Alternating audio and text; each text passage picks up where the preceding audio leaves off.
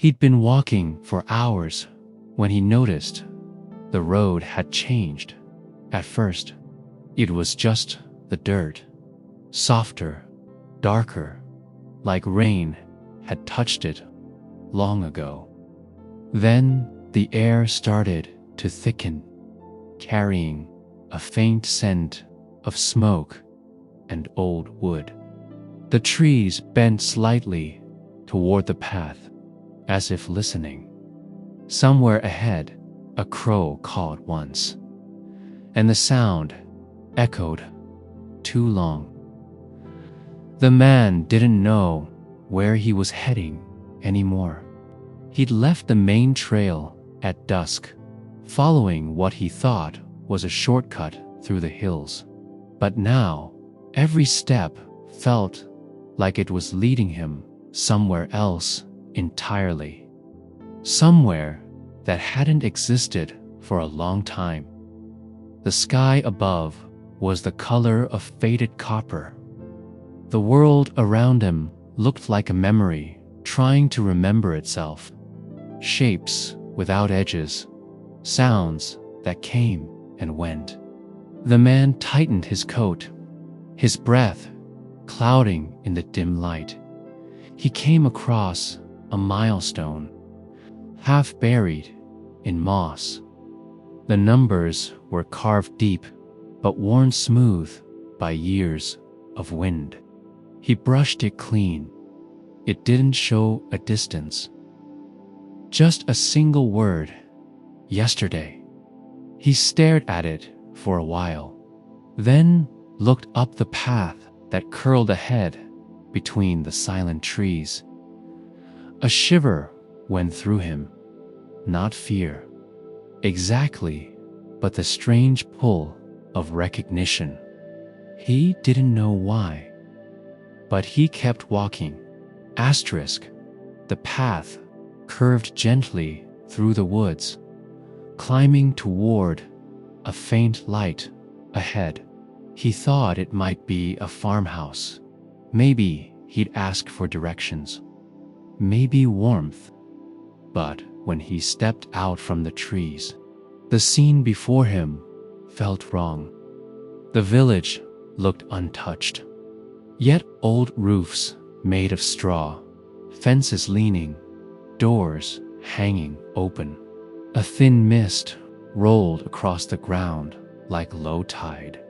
It looked like everyone had left in a hurry. He walked down the narrow lane. His boots made no sound. A cart stood in the middle of the street, full of apples that hadn't rotted. The air smelled faintly of cider and smoke. Somewhere, a door creaked softly, as if moved by a slow wind. Though the air was still, he noticed a figure sitting on the porch of a nearby house. An old man.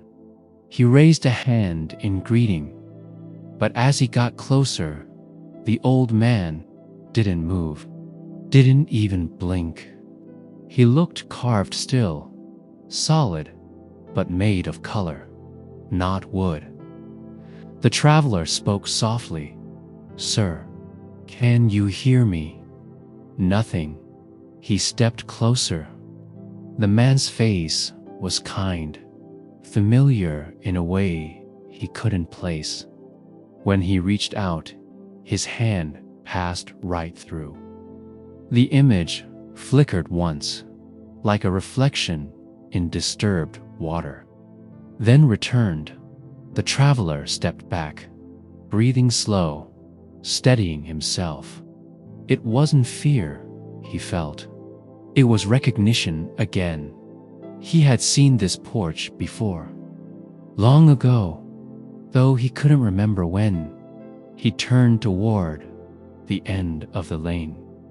The path continued beyond the village, narrow and dim. The milestone there was half covered in grass, but he could still read it. A week ago. He stood there, quiet. Then he followed it. Asterisk. The path led him down a slope where the trees opened into a wide clearing. A river drifted lazily through it, dark and slow, the surface barely rippling under the fading light. On its bank stood a house, small, crooked, with shutters that looked like they hadn't been closed in years. He hesitated at the edge of the clearing. Something about that house pulled at him. He didn't remember it, but his body did. His steps slowed, cautious but sure, like he'd walked this way before in another life. The river whispered softly as he crossed the narrow wooden bridge. The boards beneath him groaned, echoing in the quiet. Inside the house, the air smelled of dust and rain-soaked wood. The door gave a long sigh when it opened. The room beyond was almost empty, just a chair, a table, and a cracked mirror leaning against the wall. In the reflection, the traveler saw himself, but not quite. The man in the mirror was younger, his hair darker, his eyes steadier. There was something gentle in the way he stood, like someone who hadn't yet lost what mattered. He stepped closer. The image didn't mimic him. It just watched. "Do I know you?" he whispered. The reflection smiled faintly. Then it turned its head toward the window. The traveler followed its gaze and saw a woman outside by the river, standing in the same light that brushed the grass gold. He moved to the door, but by the time he reached it, she was gone. Only the ripples remained where she had been. He looked back toward the mirror. The reflection was gone to dot, and on the table now lay a single object, a rusted key. He picked it up, feeling the cold metal against his palm. It didn't belong to any door he knew. When he stepped back outside, the path on the other side of the bridge waited, fading into blue mist. At its start stood another milestone. This one read, "A month ago." He took a slow breath and began walking again. Asterisk. By the time he reached the next stretch of the road, night had deepened into a quiet kind of blue. The mist thickened, soft as sleep, clinging to his boots and coat. Ahead, the glow of lamplight shimmered faintly, warm and golden, like a promise. He followed it until the shape of an old inn emerged from the haze. Its sign swung gently, the letters half faded, but still legible. "The Wayfarer's Rest." The windows glowed, though no movement stirred behind them. Inside, the air was warmer. It even smelled of baked bread and burning wood, as if someone had just left moments ago. He called out, "Hello." Silence answered. He moved through the small room, his boots muffled by the old rug. The chairs were pushed neatly in, the plate still set at each table. A kettle hissed softly on the counter, releasing tiny curls of steam. He poured a bit of tea into a cup. It was warm, too warm to be waiting long. Then, from somewhere upstairs, a floorboard creaked. He looked toward the staircase. "Hello. I didn't mean to intrude." No reply. He climbed slowly, one step at a time. The sound of his boots blended with the ticking of a distant clock at the top of the stairs. A hallway stretched into shadow. Every door was slightly open, as if someone had left them in a hurry. He peeked into the first room. The bed was neatly made. A half-packed bag lay open, a few shirts folded beside it. A travel journal sat on the desk, the pen still resting on the last written page. He leaned closer and read the final line. "The road is changing again. I think it's leading back to something I once forgot." He froze. The handwriting was his dot, every page before it, his too. Notes, sketches, thoughts, a record of places he half remembered. He closed the book gently, his pulse steady but heavy. When he stepped back into the hall, the clock below struck once, soft, distant, like a heartbeat under the floor. He descended the stairs and left the inn quietly. Outside, the fog had lifted slightly, revealing the next milestone at the end of the lane. It read, "A year ago," and beneath it, faintly scratched into the stone, a small symbol of a key. He reached into his pocket and felt the cold metal there. The road ahead was waiting. Asterisk, the road wound downward into land that felt softer, older. The trees grew sparse until only tall grass surrounded him, brushing against his legs as he walked. It shimmered under a dim gray sky, the color of dust and memory. Every step stirred faint whispers. Not quite sound, not quite wind, just the impression of voices caught between worlds. He paused, listening. At first, it was nothing but breath, like sighs from the earth itself. But then words began to form, quiet, fragmented, like broken sentences drifting through time. "You said you'd be back. Don't forget the window latch. The river. It's colder now." He turned, scanning the open field. There was no one. Yet he could feel them, dozens of faint presences around him, scattered like dust motes in light. The air thickened, warm and heavy, and his chest tightened in the same way it does when you remember something you thought you'd forgotten in the distance. A single tree stood alone, wide, old, its roots pushing through stone.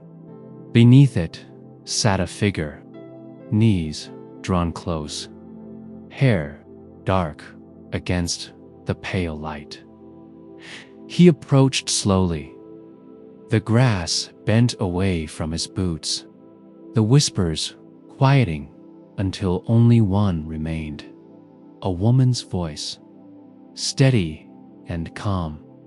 "You came back," she said. The traveler froze. Her tone wasn't surprised, only tired, as if she'd been expecting this for a long time. "Do I know you?" he asked, though his voice was already unsteady. She smiled faintly. You did, once. The air around her shimmered, the colors thinning like mist. What is this place? She looked out toward the endless grass. It's where things people meant to say come to rest. The traveler's breath caught, and you, I'm one of them.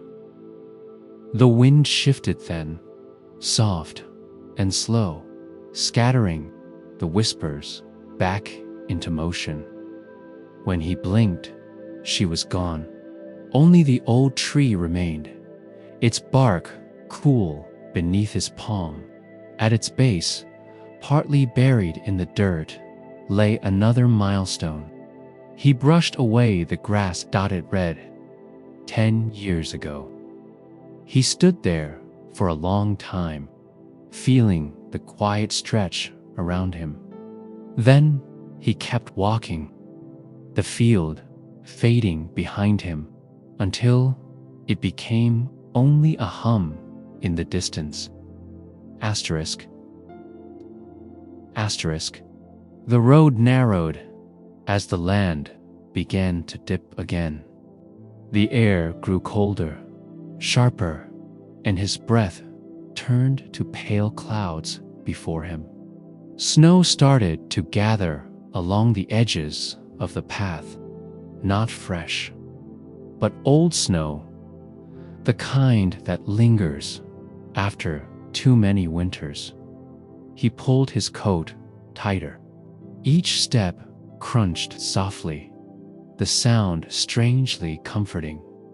Ahead, through the faint snowfall, he saw the shimmer of light, tiny, flickering, like lanterns floating in the air.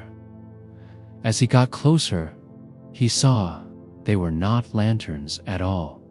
They were frozen fireflies, trapped in thin bubbles of ice, suspended above the railings of a narrow bridge. The bridge stretched across a deep gorge where mist moved slowly below. The wooden planks looked untouched, yet strong, holding steady against the cold wind. He placed one hand on the railing. The ice hummed faintly beneath his fingers, a low, distant tone, like a chord played on a forgotten instrument. When he stepped forward, the air changed. The sound of the world softened his own heartbeat, his breath. Even the wind faded into stillness. Then he heard footsteps behind him. He turned, expecting someone, but there was only emptiness. Still, the footsteps continued, matching his own, echoing faintly, a half second too late. He took another step. The echo followed, and then another, until he realized the echo wasn't following him. It was leading. He looked down and saw faint prints appearing in the snow just ahead of him, one by one, the same size as his own. He followed them across the bridge, slow and careful, until he reached the center. There, carved into the frozen railing, were words. "This is where we promised to return." He reached out, tracing them with a gloved hand. A flash of warmth passed through his chest. Not memory, exactly, but something deeper, like recognition buried too far down to name. Snow began to fall, heavier then, erasing the prints behind him. He crossed the bridge in silence, and as he stepped onto the other side, he noticed the next milestone, half buried in frost. He brushed it clean. It said, 20 years ago. He stood there for a while, the bridge glowing softly behind him, and thought about how far backward he might still have to walk. Then he kept going. Asterisk, the snow lightened after a while, giving way to cold, open air. The sky above had turned into a dim wash of gray-blue, stretching endlessly. The road curved toward a quiet hill where a small house waited at the top. Its roof bowed, its walls soft with moss. It wasn't remarkable, just old, familiar in a way that tugged at him from somewhere deep in the chest. He climbed the slope slowly, boots pressing into the thin frost. The front door was slightly open, and when he pushed it, the hinges gave a tired groan. Inside, everything was still. Dust hung in the light like snow suspended midair. A kettle sat on the stove. A pair of worn gloves lay folded on the table, and beside them, a photograph. He picked it up. Two figures stood near a river, smiling. One of them was him. The other was the woman he'd seen before, beneath the tree in the field of whispers. His hands shook faintly. The photo looked decades old, yet somehow untouched. He ran a thumb along its edge, then set it down gently. In the next room, something shifted, soft and slow, like someone turning in sleep. He stepped carefully through the doorway. A small bedroom, curtains drawn. The air carried the faint scent of lavender and thyme. On the bed, someone lay sleeping under a thin quilt. He moved closer, his heart heavy and quiet all at once. It was her, the same woman, only older, her hair streaked with gray, her face softer, peaceful. He felt the air thicken, that strange, dreamlike stillness again, where the world held its breath. He reached out, but didn't touch her, just watched, letting silence do the talking. Then, almost imperceptibly, her lips moved. "You're still walking," she whispered. He swallowed. "What is this place?" Her eyes opened, calm, steady, reflecting the same confusion and tenderness that filled him. "It's where we left everything we couldn't let go of," she said, "and where it waits to be remembered." The air shimmered faintly. For a moment, he could almost see a younger version of her standing in the corner, smiling softly. Then both figures, the sleeping one and the memory, faded like breath on glass. He stood there, alone, the quiet pressing close. When he stepped outside again, dusk had settled. The next milestone waited just past the gate. It read, 30 years ago. He looked down the road, stretching into the pale dark, and whispered, "How far back does this go?" Then he started walking again. Asterisk, by nightfall, the road opened onto what looked like the edge of the world. The trees vanished. The hills flattened into long, quiet dunes. and beyond them, a sea that moved without waves, dark as glass, smooth as ink. The traveler stopped at the ridge, his breath catching. There was no wind, no scent of salt. The air felt dense, almost heavy enough to touch. The horizon glowed faintly, like something was buried beneath it. Still breathing, the path led straight to the water's edge, but didn't stop there. It continued, a thin line of pale stone stretching across the surface, vanishing into the mist far ahead. He took a step closer. The sound was muted, swallowed whole by the still air. The water didn't ripple when he threw a pebble.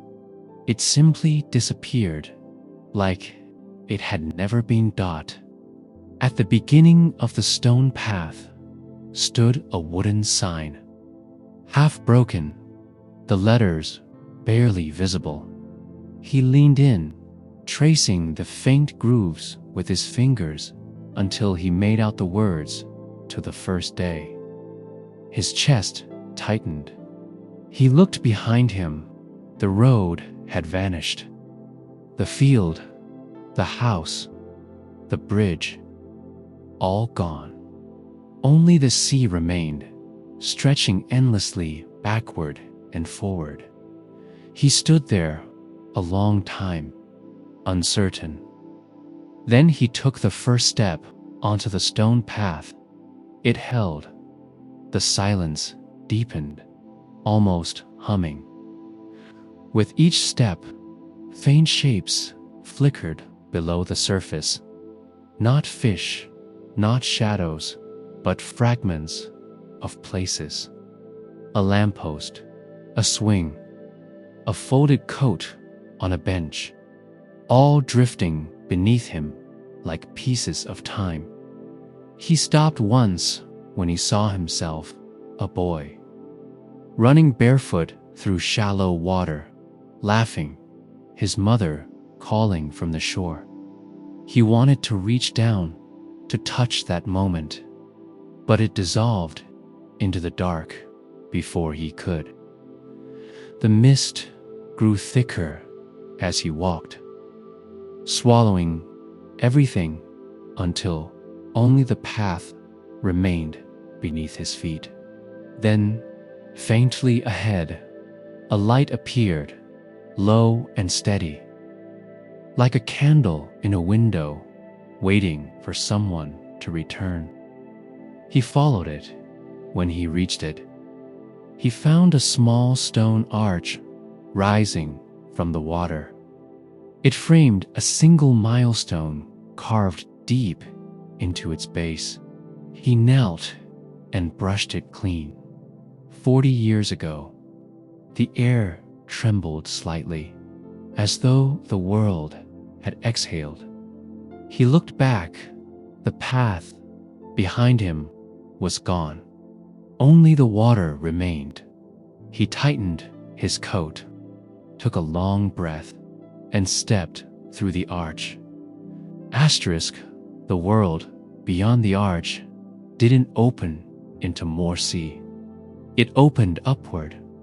He blinked hard, steadying himself. The path now wound through streets that floated in the air, suspended among clouds. Old rooftops glimmered faintly under pale starlight, their chimneys breathing out slow curls of mist.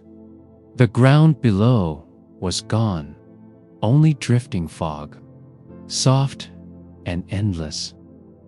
The traveler walked slowly, feeling the wooden boards flex slightly beneath his steps. The city was silent, but not dead. Every window glowed dimly, as though someone had just blown out a candle seconds ago. He passed a bakery, the smell of bread faint in the cold air. A tailor's shop, a library with its doors half open. Everything intact, preserved. Yet there was no one. At the center of the floating town stood a clock tower. Its face had stopped, the hands frozen at the same moment. 7:32. He climbed the stairs, one at a time, the sound echoing gently through the hollow tower. At the top, the view stretched in all directions, cloud and starlight, and the faint suggestion of a world far below that no longer seemed real. On the floor of the clockroom sat a single chair, turned toward the window. Someone was sitting in it. The traveler approached carefully. It was a man, older, frail, his shoulders slumped. He didn't move, but there was breath in his chest, slow and shallow. When the traveler stepped closer, he saw his own face, older, tired. The man in the chair spoke without turning. His voice was soft, fragile. "You kept walking." The traveler swallowed, unsure if he was dreaming. "What is this place?" "The last place I remembered wanting to stop," the older version said. "But I didn't. I wanted to see how far the road went."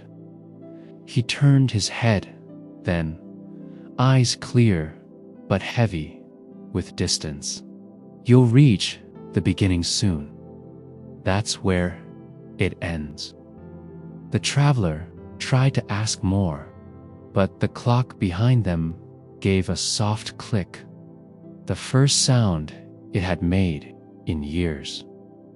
The older man smiled faintly. "It's almost time," he said. Then, with a slow exhale, he faded, not vanished, but gently unwound, like smoke dissolving in air. The traveler stood there a while, watching the empty chair. Then he looked out the window one last time. Below the clouds, far to the east, he saw the faint outline of a road glowing dimly, winding toward a valley. Bathed in light. The next milestone waited at the base of the tower. He knelt and read it. The beginning. Read it. The beginning. The air grew softer as he left the floating town behind. Clouds gave way to open sky, pale and endless. The road beneath him had changed again. No longer stone, no longer dirt, just light. Warm underfoot, pulsing gently. As though the path itself was alive. He walked without knowing where the steps were taking him. There was no horizon now, no distance, only the slow rhythm of walking, the steady breath of being. After a while, though time didn't seem to matter anymore, the path ended at a small clearing. Grass moved like water, and a tree stood at its center, its branches carrying every season at once: blossoms, green leaves, fire-red autumn, and a few bare limbs dusted in snow. Beneath it sat a wooden bench. On the bench lay a small box. He sat beside it, hands trembling slightly as he lifted the lid. Inside were all the things he hadn't realized he'd lost. A folded letter, a photograph, the rusted key from before, a ring he didn't remember taking off. And beneath it all, a single piece of paper with only a few words written in his handwriting. The road doesn't lead back, it leads home. He let the paper rest on his knees, feeling the warmth of the light around him. The quiet wasn't empty, it was full, like a pause between heartbeats. Then, faintly, a sound drifted through the air. Laughter, the woman's voice, younger, calling his name. The smell of river water, the hum of life before time grew heavy. He looked toward the end of the clearing and saw her there, standing at the edge of the road, hand outstretched, smiling as though nothing had ever been lost. He rose slowly. His boots felt lighter than they ever had. The air shimmered softly between them, and as he reached her, the last of the distance disappeared. No words were needed. The road behind them began to fade, dissolving into light and mist. Only the sound of their footsteps remained, steady, calm, fading into something endless and kind. When the light dimmed, the clearing was empty. The tree stood still, the air quiet, and the road, the one that led backward, was gone. But somewhere, beyond where the world remembers, the first step began again.